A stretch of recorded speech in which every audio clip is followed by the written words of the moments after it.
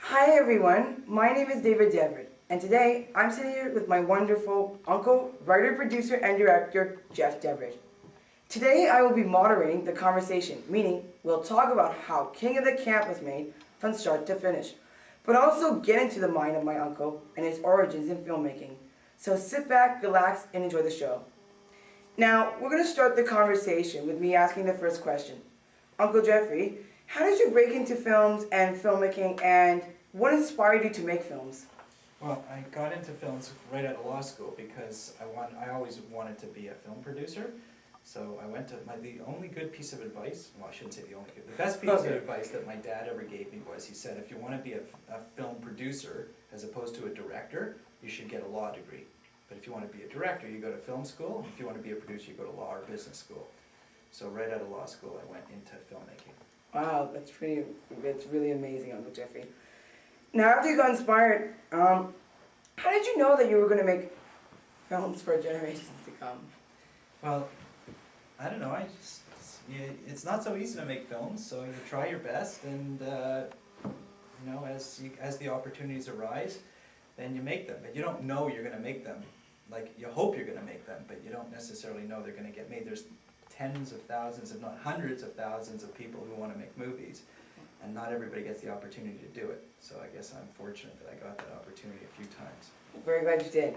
So, after you worked and finally graduated, what was the first project you ever did? Film? The Yes. first movie? Any project you did after high school, right before you got into film, or it can be anything about film. Well, I went to work for this very low-budget film producer. It was called Visual Productions. Wow. And I was the associate producer on a film called Night Trackers. And it was a really low-budget production that we shot in Hamilton. And I got to learn a little bit about filmmaking then. That's really interesting. Now, I remember that you guys made a show called Ricky's Room, and Uncle Jeffrey, you were the voice of Harold the Inventor. Oh no, you're not going to make me do that. Well, He's going to make me do the voice. Uncle Jeffrey, could you just do a little bit for the audience just to know what it sounds like? And What do you want me to say? any line you thought when it comes up to your mind. Hi, it's the Puffy Hogan. Hi Hogan, how are you doing today? That's good. Okay, now can you tell us please, where you came up with the concept and what impact did it make when you were making the show and then finally releasing it on stuff like PBS and some episodes on video at the time? Well, so I wanted to do the show because I love children's shows, especially preschool, and for years and years and years I was the distributor of Barney, and ironically, I'm still the distributor of Barney. Pass me over, it's right there.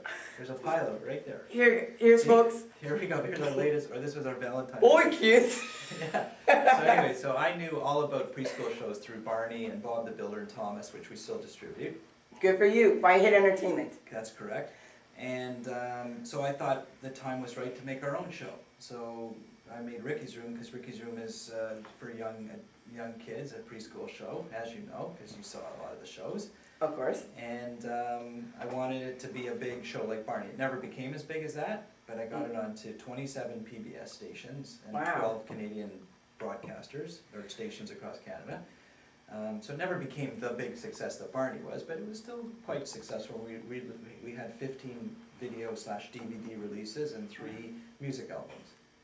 Right, that's And the plush dolls. We had the. Did you ever see the plush dolls? Yes, I saw them on the making of season 2 of Ricky's Room. Right. When Paula, I forget her last name, Paula did this Nikki thing. What was her last name? I can't remember. But she was the voice of Ricky. Yeah, no, she was the voice of yeah, that's right. Nikki. Nikki, right. And yeah, I'm glad you did. So after Ricky's Room, I believe you went on to do other stuff, which you can talk about if you want. And then came My Brother's Keeper, which Jordan Barker directed. Now, how did you come up with the idea and then chose Jordan Barker to direct? And was it fun making the film? Okay, I came up with the idea because it was based on a story that our grandfather, Mike, your dad and our grandfather, Ben Hoffman. Zadie Ben Hoffman, that's right, used to tell us a story of 2 brothers. And I thought it would be nice to do it as twin brothers, because of course, as you know, I'm a twin. So And Jordan Barker's a twin also. Right. So well, I'll tell you how Okay. that happened. So I wrote the movie. I wrote the original script, and I took the story of the two brothers, and I just made the two brothers into twins, and that was the original story. And then I wrote that during law school, but I couldn't get it produced as a movie because it was too difficult, so I produced it as a stage play. Which came out in 1985. Correct, that's Yes. right. That's pretty good. And then Larry and I, your Uncle Larry and I acted in it, and we're not very good actors, so there was some, it was a musical, so we had to sing, but we didn't sing. We actually spoke through our words, except for the very last line of the play was we got to sing one line. And the line was, "It's a brother, that's what counts." Go ahead. It's a brother, that's what counts. I can actually sing it. Larry couldn't sing it. He was totally out of tune. So that's pretty good. Ironically, David, on the head of the King of the Camp movie, there's a Bensondale logo comes up, because that's the name of my production company, Bensondale Productions. And the logo, you'll see, is four brothers sitting on a bench, which are the four boys in my family. And the background music, if you listen closely, is do do do do do do do. That's the background music in there. So now you'll know where that came from. We didn't make that up. That was the last line of My Brother's Keeper. Pretty impressive. So who are the four guys in the logo that is supposed to be you? It's supposed to be you, No, I'll give you a guess. Okay. Where do you think Bensondale Productions come from? Bensondale. I'll give you a hint. It's from one of your cousins. Oh, Ben. Ben Deverett. Ben's real name, like his legal name, his first name is Benson, and his middle name is Dale. So the company's called Bensondale Productions. Interesting trivia for you guys if you're watching this. Yeah, so it's that's pretty where impressive. that came from. So the four boys sitting on the bench are Jay, Ben, Sammy, Mackie. Oh, pretty impressive, you guys. Yeah. Congratulations. Yeah. I mean, you must be very proud to make that logo. I like it because the music comes up behind it. And one of the... Well, let me finish answering your question about Okay. the movie. So, sorry, ask me again about Jordan. Oh, so Jordan Barker. Yeah, so Jordan Barker. So I wanted to make a movie about twins, and I am a twin, so I wanted to be very realistic about twins, and I wanted to star real twins. But then Jordan Barker, this guy Jordan Barker, came into my office one day because he was shooting a television commercial for us, for Barney actually. And I didn't know he was a twin, so we were actually shooting it in this office. And he was actually in this room, in this boardroom, and then we were cleaning up afterwards, and I was chatting with him.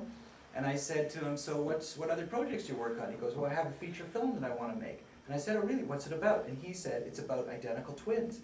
And I said, "Why is it about identical twins?" He said, "Oh, because I am a twin." And I didn't even know that about him. So that's how I met him. And I said, "Sit down for a second, I want to talk to you." Anyways, we had that. It ended up being like a 2-hour meeting. I kind of found out all about his life and found out he was identical twin, and that he had a script about identical twins. So I said, "Well, I have a script also about identical twins, and you're a filmmaker, you seem like a good guy, maybe we should talk about it." That's how he ended up joining this project, and then together we rewrote the script for My Brother's Keeper, and he directed it. That's very impressive. And for those of you who don't know, in the original stage production, Steve Page, who played one of the characters in the stage, has now gone on to be the Bare Naked Ladies. As you'll see in one of the little clips on My Brother's Keeper DVD. He later went on as Nobly, sang with this group called One Little Slip in the Disney film Chicken Little. Who, Steve Page? Yes, Stephen Page. Yeah, but then he went on to other things, which we don't Yes. talk about on the video. And the thing is, was it fun making the film? I remember there is one I don't thing. know if it was fun. I'm not going to use the word fun. It Oh. was a very good experience because I learned a lot. But you see, I was the producer, and most of the money that we were using to produce the film was my money. Oh my gosh. So yeah, so The next George Lucas. I had to watch all the money very carefully, and people on a film set like to spend money very recklessly.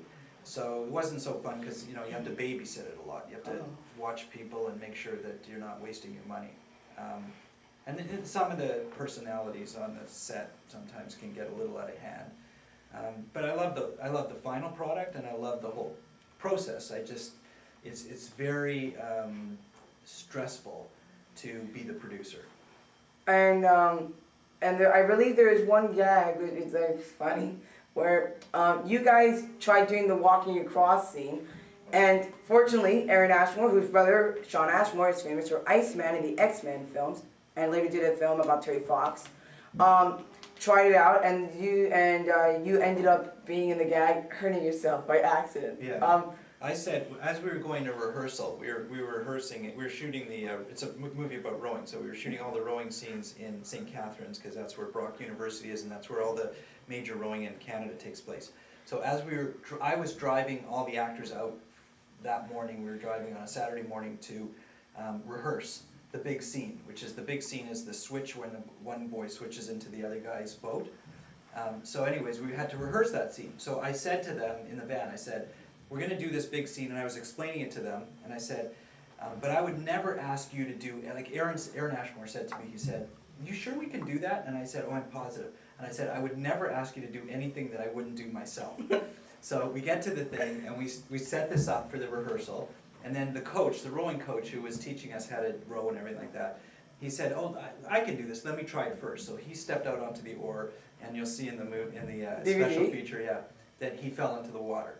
So I said, no, that's not what I had in mind. So I said, I'll do it. No, and then Aaron said, no, it's okay, Jeff. I think I know what to do. I'll do it. So Aaron stepped out onto the oar, and the rest, why don't they just watch the DVD? Yes. See what happens. If you ever see Brothers Keeper, check the featurette about the making of the movie, and as you'll see, it's kind of pretty funny. Sorry about that, Uncle Jeffrey. I know it was very. It was funny for everybody and hurtful for me, painful for me. But I got a good laugh at it. But it was true because you had to say, well, does he have to win the race with his brothers? Like, well, if Rocky does Rocky have to beat Apollo Creed? Yes, he does, because this is Hollywood. Because it's Rocky, My Brother's Keeper, and now Slumdog Millionaire, because the kid had to win the show. Right. So Hollywood endings, they're called. Hollywood endings. So after you made My Brother's Keeper and released it, did you get a lot of great reviews from people? And how did it make it feel for you guys?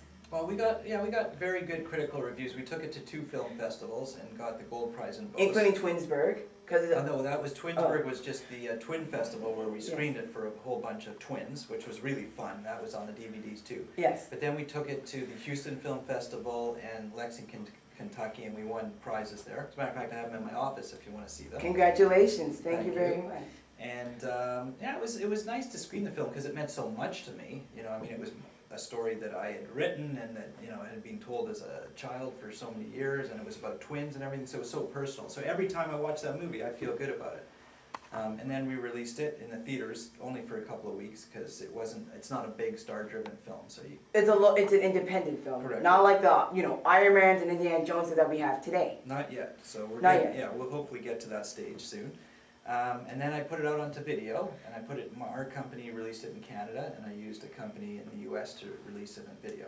And then later on, as you know, the movie network premiered My Brother's Keeper, just not for a lot of time, but just as you know. For 18 months. For 18 months. The Movie Network and Movie Central played it for 18 months, and then I sold it to City TV. Yes, I must have been very proud of you. I hope future generations will be able to enjoy this and tell their kids, saying, well, let's find out who this person is. Now, Uncle Jeffrey, you made great success by producing and executive producing My Brother's Keeper. And then this film came along. Can you tell us how the concept came to you? How the concept came to you? Now you're talking about King and the Cat here. Yes, the film that we are marketing for. This is the packaging. Brand new, straight, so it's coming onto DVD on June 2nd. So June 2nd, yeah. For you folks, if you really like the movie, watch out for June 2nd. It'll be coming your way. Mm-hmm. So I love musicals. They're my favorite genre of movie, and I always loved Grease. I thought that was the classic musical because it's the boy meets girl Romeo and Juliet story, and it's been done to death. I mean, it was done in West Side Story with Tony and Maria, and recently in High School Musical. Which I was going to say, that you didn't get that idea from, which I thought was not going to be funny to say. But No. High School Musical was a big hit. Yes, it's a big hit. But you didn't get the idea from it. I just knew that because the High School Musical brought kind of the musical thing back into fashion, so people wanted to watch back into musicals. fashion, and then before that in the 80s with the dance musicals. Oh, there were tons of musicals in the 80s.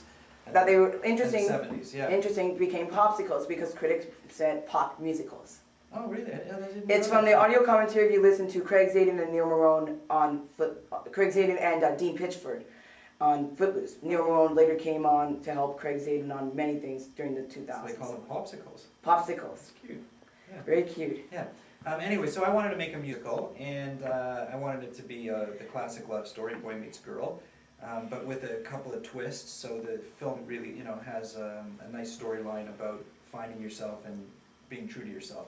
But I thought it would be nice to set it in a summer camp, because that's the ultimate place where kids have a lot of fun. It's just a nice setting. So I wrote this. I wrote the first, what we call a treatment, which is like a 25-page outline.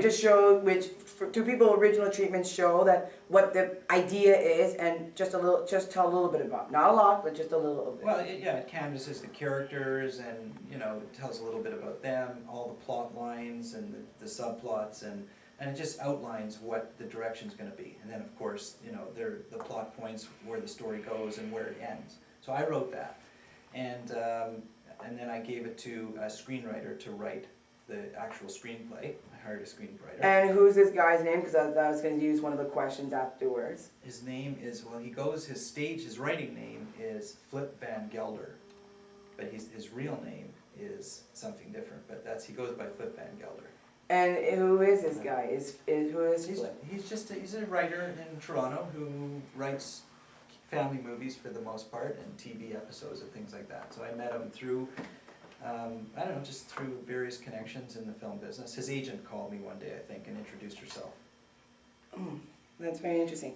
Now, after the idea came to you, Flip wrote the screenplay, and you had a reading of the movie, if I remember, because I don't want to mention it, at Uncle Larry's second house, before he moved right across from us. Wait, I had a screening of it? No, reading of it. Right. And that's right. Yeah, right. We all sat down. The family. All sat down. It was very interesting for us, because we got to read from what came to the script to a final feature film. Now it was very interesting. Right. And so my next question is, how did you and Sean Sears-Tierna, the other director of the film, get together to direct, and how did you guys set up the project at Bensondale, your company, and YTV? Who was the company that got the movie on TV? And that's it, because we know the writer already. That's a few questions. Yes. Okay, well, I got the movie, I sold the movie to YTV, so I took it to YTV. Would you actually like to say it, because I have one of the questions I'm going to ask later. About YTV?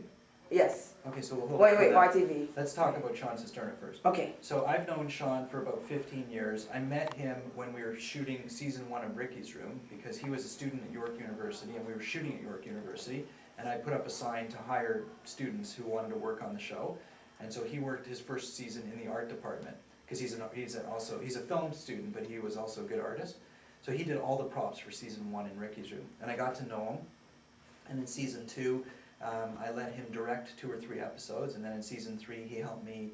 I think he directed a few more and maybe even co-produced. I can't remember.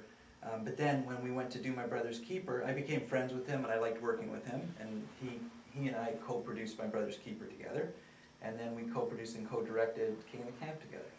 That's very interesting. See, Sean comes from the film side, the artistic side of the business, because he went to film school. So he knows all about directing, lighting, film stock, camera angles, all this kind of stuff. Kind of like me. Yeah, exactly, where you come from. And then I come from the business side of the film business, so I know about financing, distribution, and the deals, selling it to broadcasters and stuff like that. Okay, so after you guys got together, what kind of collaboration did you and Sean have together on directing and producing?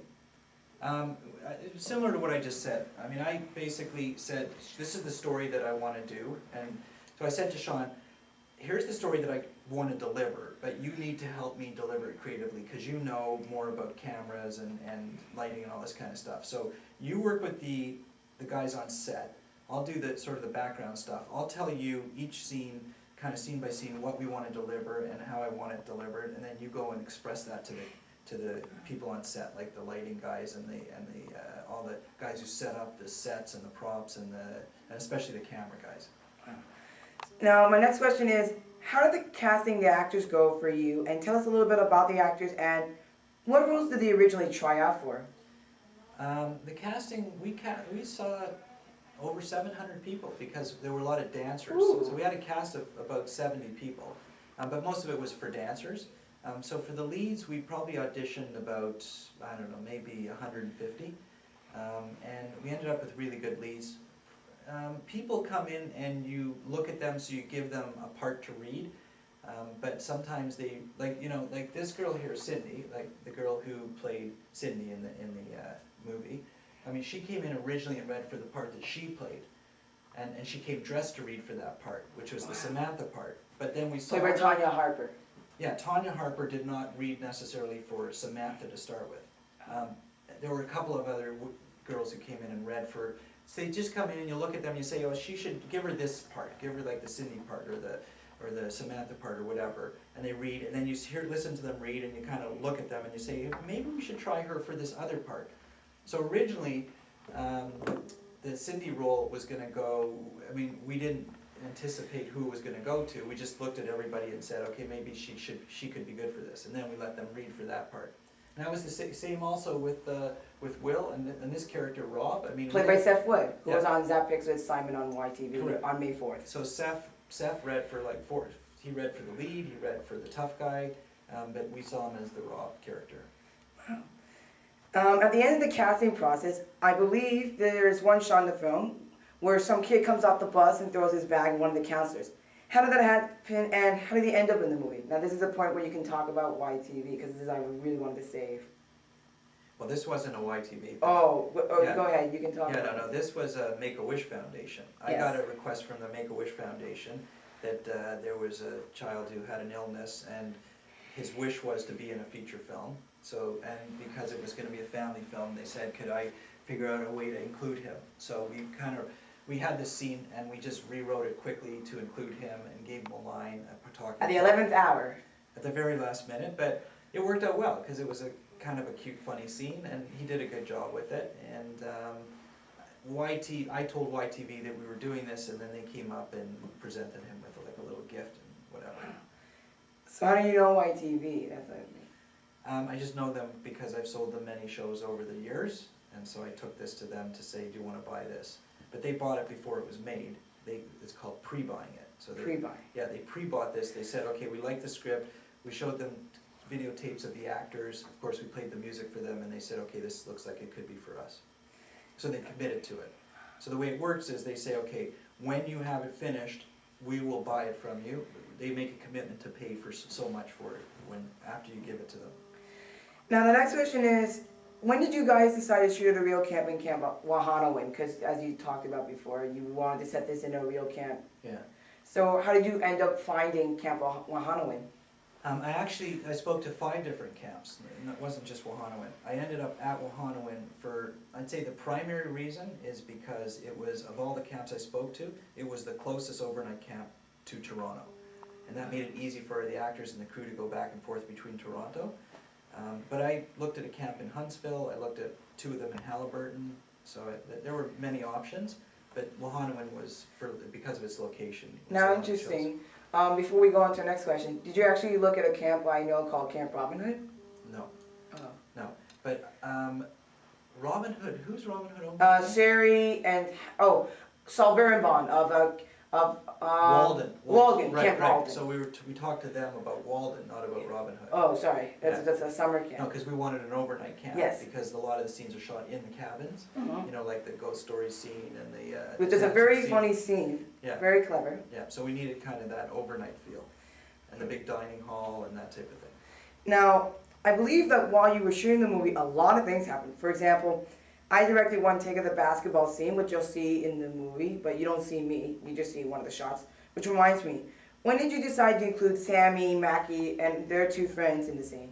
Well, I mean, I like to include everybody that I like. I mean, I took my own cameo, and as soon as we wrote that scene, I included them right away, because why not?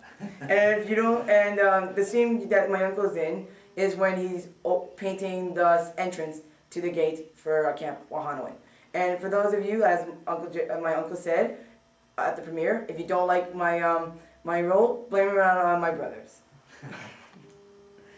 Exactly. Now, in the movie, there was a lot of wakeboarding. Did you know that it was going to be in the movie, or just an idea you had? Oh no, I knew it was going to be in the movie because I wrote it into the movie. I mean, it was originally all about wakeboarding, and that's how we were going to determine who the king of the camp was. So I originally wrote that into the script. But then the trick was, do you find, and this was the same in My Brother's Keeper in the rowing movie, Like, is it easier to have an actor to learn wakeboarding or a wakeboarder to learn acting? Now, it's very clear. This time around, we clearly said, let's use a good actor and we will use doubles for the wakeboarding. So people who look like them, because you're so far away anyways, so when you just dress them up. So we use doubles for that. And another question before we move on to the next one is wakeboarding a popular sport for many years? It's very popular for the people who do it, but it's limited to those who only do it. So it's not like a mainstream sport like soccer or baseball or hockey. But for the people who, like, it's a great summer sport, and those who do it love it. And it's a really fun sport to watch. Wow, very dangerous if don't know if you're a stunt person. That's for sure. Did you see all the stunts they did? These guys Yeah. are incredible wakeboarders. Just And incredible. if you see on YouTube, they have different phases of beginners, intermediates, and advanced. If you want to know the styles of wakeboarding or how to do the moves from the movie. Now, the movie was shot in 26 days. During those days, were there any moments for you that you enjoyed while filming the movie? Yeah, no, in King of the Camp I enjoyed it a lot more than My Brother's Keeper, because I knew what to expect, because I already made a feature film. So I knew exactly kind of what to anticipate and to expect. So there were a lot of fun times, because we also lived at the summer camp for the whole summer, basically. Wow. Yeah, so now, sometimes I didn't really enjoy living there, you want to go home. But you had your trailer. Yeah, no, I had my own cabin there.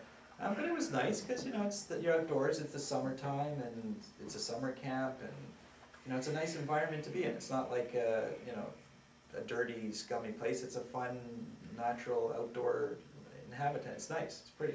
And just something to ask before the next question. When you told Sean that you, as a director and co-director, is co-director, as I heard before, is co-director a wingman, your wingman? Or no, just directs other stuff? Because in animation, I'm a podcast I heard, it's your wingman in animation. Is it different than that? Actually, you know what? I kind of made up the term co-director. I don't think you see it too often in too many movies. Sometimes, it's very rare you're going to get two people directing, because a director really makes the decisions. But no, Sean and I understood. I said to Sean, I want this movie to be my vision. I want to deliver the creative. I want it to be what I see the movie as. But I need help delivering that. So you will help me, and therefore we will take co-director credits. But it was unusual. It's very rare to see that. Now, the choreography, that's the next question. Now, the songs in the movie were very important. Could you tell us how you wrote the songs, came up with them, and did the actors like pre-recording those songs? Yeah, everybody had a good time recording them. I wrote 2 songs, or I wrote the lyrics for 2, but for King of the Camp and for The Tale of Scully McGee. But the 2 guys, Paul Kaufman and Tim Foy, they were the composers who wrote most of the music for the show. And I gave them outlines based on the script that we had. Because in a musical, each song has to not only be fun and be a good dance number, but it also has to advance the plot. And tell the story. Correct. It has to tell the story in the song and build characters and advance the plot further. So I gave them outlines, like 2-page outlines for each song, saying, here's what you have to accomplish. And then they wrote the lyrics and the music, and it was a process back and forth. I would listen, I'd say, well, can we try this and that, and that's how it works. And just 2 things before we continue to the next question. Did Paul Kaufman do the music for Ricky's Room for some songs? Yeah, Paul and Tim did, yep, the 2 guys. And for all the songs. Yeah, for all the songs. Yeah, they did 122 songs for Ricky's Room. Wow. And as usual in musicals, did you say to the actors, you know, don't sing this, you have to lip sing to him when we film? Yeah, no, because they went into the studio, they recorded the music. That's how usually musicals work. It has to be that way, because you can't capture the music when you're filming it, like you can't have people singing. It's like ADR, for example. Yeah, it's lip syncing. It's true lip syncing. ADR is a little bit different. The difference between lip syncing, I'll explain it. Lip syncing is when the music plays back to you and you mouth it to it. ADR is when the video plays back to you and you record your voice over the video. So you watch your lips moving and you actually record your voice again. Whereas lip syncing is you're not actually talking. I mean, you can just move your lips to the voice of, I mean, in this case it was their own voices, but in our party it's going to be somebody else's voice. So, in truth, for all you folks who are interested in films, ADR stands for, because in the YouTube video you'll see the actors trying to figure out what ADR is. But really, ADR stands for automatic dialogue replacement. For if this thing is wrong or something's wrong because you can't get it clearly, ADR is what you mouth into, or you can come up with more lines and stuff, and which is a fun process, as I've seen. Now, the choreography was also very important. Could you tell us who were the choreographers and were they fun to work with? Yeah, there were two choreographers. Who were both women? Yes, Brianne Buckman and Kelly Paddle. And different styles of choreography, but both of we basically needed 6 songs choreographed, and they each took 3, and they did a good job with it, but a little bit different. Like Kelly is more of a storyteller in her choreography, and Brianne is more action, you know, fast moves. So Brianne did "Don't You Wish You Were Me," which was that big dance number between the two, the blondes. Tanya Harper, and who plays Samantha, and Cindy. I mean, and not Cindy, but Dina, and Dean. Jack, who plays Jackie. Right, and their groups of people, and Kelly did like the dining room scene where it's very which you can find on the YouTube video. Yeah, so you can see, they teach the songs. Yeah. And Brian Bruckman did the Friends Forever song, which you can also find on YouTube. Yeah. And the next question is, out of all the song and dance sequences in the film, which were the easiest and or the hardest to do? Well, the hardest one for sure was the dining hall scene, because we did it with the entire camp. So there were, I don't know, well over 500 people in the room that day, of which only 50 or 60 were our actors. The rest were actually campers. So just getting them to listen and cooperate and everything in an active dining hall was very difficult, as you can see on the YouTube thing. I talked about it. The second hardest song was that "Don't You Wish You Were Me," because it was a huge dance number in a big area. We had to light the whole area, and we had, I don't know, probably about 30 dancers doing that. The easiest one, if you remember. I don't remember them all, but You don't have to remember all of them, just which one was the favorite one that you liked the most? well, my favorite scene is, well, it's not necessarily a dance, it's the song. It's Just a song. But It's Scully McGee. why is that, Uncle Jeffrey? Well, because I wrote it, and it's a ghost story, and it's fun, and it's just, I don't know, it's just a fun setting, a fun song, and Sean, the way he edited it, took it kind of out of the realm of the camp and put it into the realm of Skelly's world and brought it back out. So it's just, I just love it. I think it's a nice, fun insert into the movie. And for those of you who ever go to camp, overnight camp, if you want to get young kids candy, remember the song, learn the song, and then do it at the campers, and then maybe, luckily, you can get their candy. It's a candy extraction song. That's right, Uncle Jeffrey. Okay, after you finished the movie, you did post-production. Could you tell us how everything came together? The editing, the sound effects, the music, and the finishing touches. Because from a studio you showed me and my dad called Technicolor, they were responsible for your film and for post-production work also. Yeah, post-production takes a lot longer than, probably 5 or 6 times as long as production itself, because you got to do the edit. You do the first edit, which is called the rough cut. Which you can get a feel of it. Yeah, you get a kind of a feel for it. You just assemble all the scenes so you can watch the movie, because you don't shoot the movie in order. So now it's the first time you ever see that is when you do an assembly of the scenes and you see the movie actually played in order, and then you start to cut in, you know, close-ups and different angles and that type of thing. So editing takes probably 3 or 4 months itself. And then once you have the edit, then you have to add in all the music, the composed music and all the... And you'll see on YouTube there are strings. They just show the strings how they use the violins. Right, because the composers were composing, after we finished the edit, you have to compose the soundtrack or the background music to the scenes. And then you have to do all your sound effects and color correction and all these things to clean up the movie to make it look like a real big film. So there's a lot involved in post-production. And what you saw at Technicolor, well, they showed you all the different areas, but I think you went into the Foley room where they do the sound effects. Well, for people who are interested, editing in animation is kind of different than live action. What they do is they storyboard a scene, then they cut it to film, and then they always do that just to see if the film is working or they need to change stuff before they go right away to making the film. Yeah, no, animation and live action are done completely in reverse. In animation, you record the voices first. Yes, and they animate and the scratch voices. voices. Right. If the actors so can't. they animate to the voice, whereas in live action you shoot the actors first and then you change the soundtrack if you have to. And Technicolor, I believe, also did, before we go, did family stuff because of, for example, Life with Derek. And for Foley and sound effects, Foley is a type of thing based on Jack Foley said, well, you know what? Why don't we create sounds in the real world, but use props to make them come to life? So over the years, there have been many great Foley artists, and they've done a magnificent job on every movie that there is to date in making these sounds real. And then you get the real sound effects, who's a sound designer, who comes in, adds, makes these sounds, which goes to the re-recording mixer, who takes all this together to make the movie to make the mix that you hear in the movie theaters and television on DVD. So there was a guy named Jack Foley? That's where they got the name Foley? 1925, if I remember, on the Brother Bear feature, on disc one. So as you're saying, you saw what we saw in Foley. I was wondering where they got the name Foley from, but obviously that's where they got it from. Yeah.